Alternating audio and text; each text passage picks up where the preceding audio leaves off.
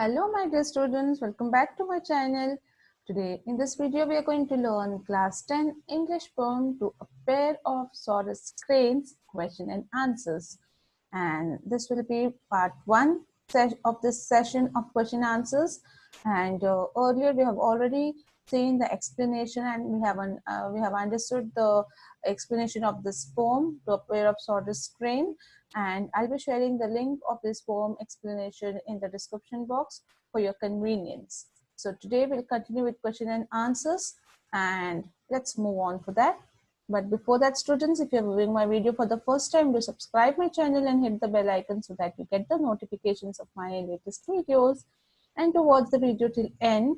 And if you like it, hit the like button and share among your friends too. So moving on to the question answers, students, in your textbook you have second main comprehension questions. Under that A category you have answer briefly the following questions. Under that, first question is multiple choice question where you have 4 options, and the question is the time of the day suggested in the poem is dash. A, sunrise, B, sunset, C, either sunrise or sunset, or D, not clear.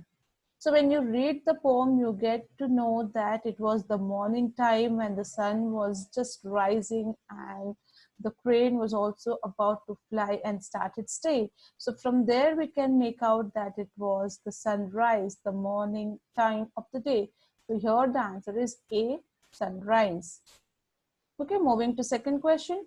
The sun is described as the reluctant sun. It means that, again you have 4 options. So first, what do you mean by reluctant? Reluctant means hesitant, not willing to. Okay, so why was the sun is described as a hesitant one or reluctant one? It means that what was it? What does it mean? So the option is the sun was unwilling to rise, the male bird was impatient, or it was the bird's feeling that the sun was reluctant to rise, or the sun always takes more time to rise than to set. So these are the options, and the answer is A, the sun was unwilling to rise. Means it was just rising slowly and it was unwilling. It was not ready to come out at a time. So this is the answer for the second question. Let's move on to the next one. In the first 4 lines, there is exaggeration in the description. What is it? So when you read first 4 lines of the poem, there's an exaggeration. What do you mean by exaggeration? Where you say something which is impossible, where you say something which is extra and which is impossible, as I said. So let us see what is it. So the answer is the male bird is shown as bending to pluck the sun out from the rim of the horizon. Certainly the bird cannot touch the sun or even reach the horizon. The bent neck of the bird and the eager movements of the bird are shown in exaggeration here. Okay, so the answer is the male bird is shown. As when you go through the first 4 lines, we come to know that the male bird was bending its neck to pluck the sun. Means it was just trying to pluck the sun from the rim of horizon. When you see when you are near the seashore or near the beach, and if you see the sunrise or sun setting, you feel as if the sun is going beyond that river, beyond the water, it's setting there, and that a particular moment, or that particular area or the point where the sun is touching the river water is known as horizon. Okay, so it's shown here that the bird was bending its neck to touch that sun there, but it is certainly not possible for the bird to not even touch the sun nor to reach the horizon. It looks like it's nearer, but it cannot. It is impossible. So the bent neck of the bird here and the movements, eager movements, very quick movements of the bird are shown in exaggeration. So to just show the bent neck of the bird and the movements of the bird, here they are using this exaggeration word that it is bending to pluck the sun from the horizon. So this is something impossible, and they are just adding on more and more. So here this 4 lines is exaggerated. That is what we have written here. in sentences. Okay, so this is your first part of your answer. You have second part again of this question, that what is the figure of speech used here? So when you're exaggerating, you use a figure of speech in the poems, okay, for in the poems to explain it. So here the poetic device, the figure of speech used here is hyperbole. Okay, students, what is it? It's hyperbole. The exaggeration one, the exaggeration poetic device used in the poem is known as hyperbole. So that is what written here. When you read the poetic devices, you read various figure of speeches like figure, simile, personification, metaphor. In the same way, you are having hyperbole where you use this exaggeration words to show the impossible things, to show something more than what has happened. So that time we use this and it's hyperbole. Okay, so I hope this answer is clear. Moving on to the next one. How was the majestic neck humbled by the hunter?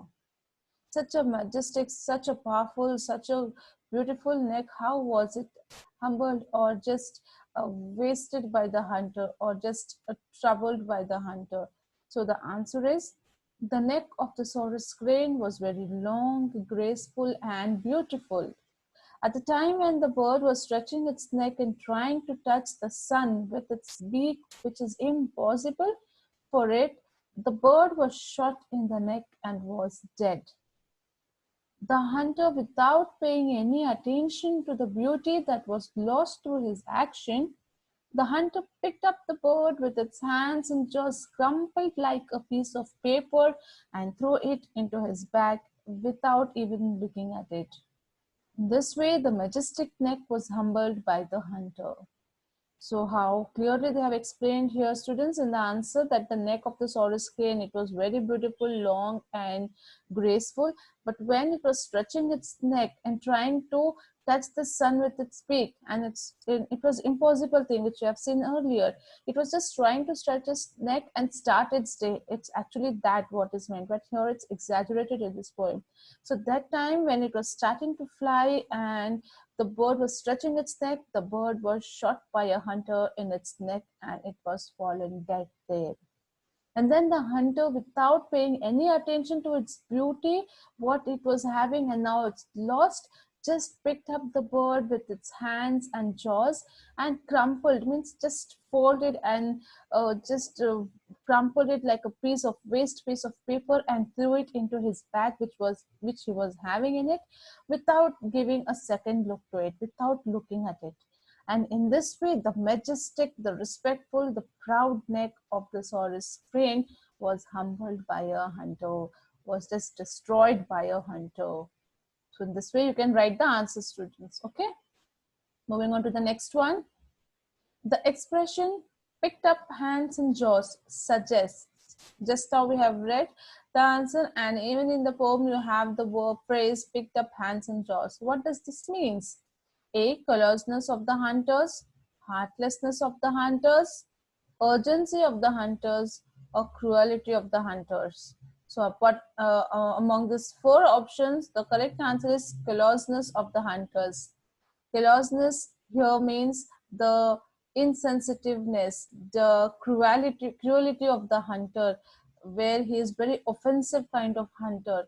So here we can get to know that he is how insensitive the hunter was. So it's callousness of the hunter, the answer. Okay. Moving on to the next one. Dash is compared to dirty linen. Complete the complete the sentence using the correct option. So you have to complete here by selecting a correct option. Four options are given here. Is it the proud neck of the bird, the dead body of the bird, the hands and jaws of the bird, or the material of the bag? So first, what is linen? The meaning of linen is cloth. What is compared to a dirty cloth? So when we read the poem, we understand that the dead body of the bird is compared to as a dirty linen. As we keep the dirty cloth, crumple and keep it in the bag, in the same way here, the dead body of the bird was just crumpled and kept in the bag, like a dirty linen, like a dirty cloth. So here answer will be the dead body of the bird. Okay, moving on to the next question. And set to hatch the blood-stained feathers into a toddling chick. This suggests. Okay, so when we read the poem, we again come up with this line that the female bird, sat to hatch with on the blood-stained feathers, thinking that it will have a toddling chick. It will hatch the chicks. So what does this suggest? So we are again having four options: that the female bird was out of her senses after the death of the male bird, the intense love of the female bird towards its male partner, or the foolish act of the female bird, the desperate act of the female bird to bring the male bird back to life.